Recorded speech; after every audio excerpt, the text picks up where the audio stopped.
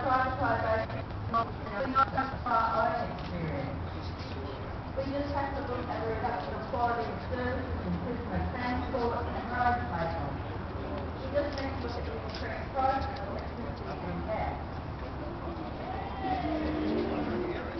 So we know from wealth and case studies across the globe that privatisation is not the answer.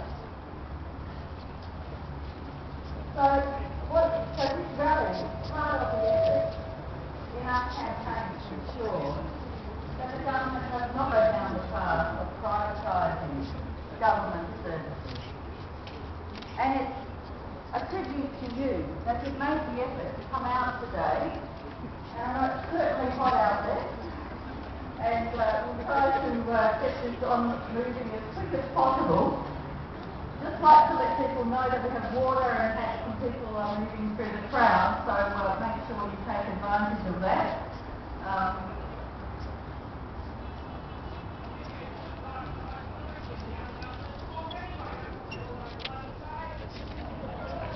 Privatisation, yes, is often about shifting the blame, but we know at the end of the day the responsibility still lay with state government, and governments morally ought to keep control.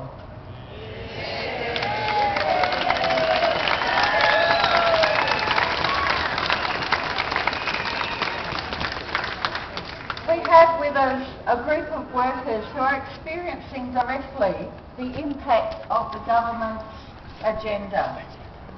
Our members in the Forest Products Commission have been doing a fantastic job of long-term future planning in the timber industry and ensuring that we have a sustainable industry into the future. But the government says that this is a work that can be done by the private sector. Not necessarily that it should be done, but that it can be done, and therefore they ought to be privatised and sold to the private sector. We've been working with these groups of members and been campaigning to get a better deal in their plight. Today we wanted to let you know about their plight directly. I'll ask Jo Gaines, our Assistant Secretary, to briefly talk you through where things are at. Jo Gaines.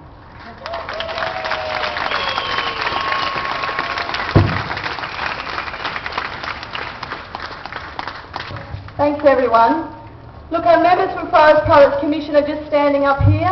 If they could put their hands up, they're actually on the steps, just around the corner here. Big clap for them.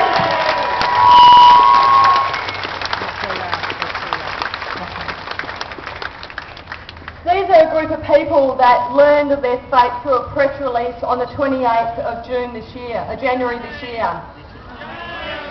They learned in a press release, and I'll quote to you, that the Minister had set up a task force to look at sale of the fee-for-service and share farming division of Forest Products Commission to the private sector. Approximately 90 Forest Products Commission staff are involved in these areas and have a huge wealth of resources and knowledge that could be very attractive to private investors.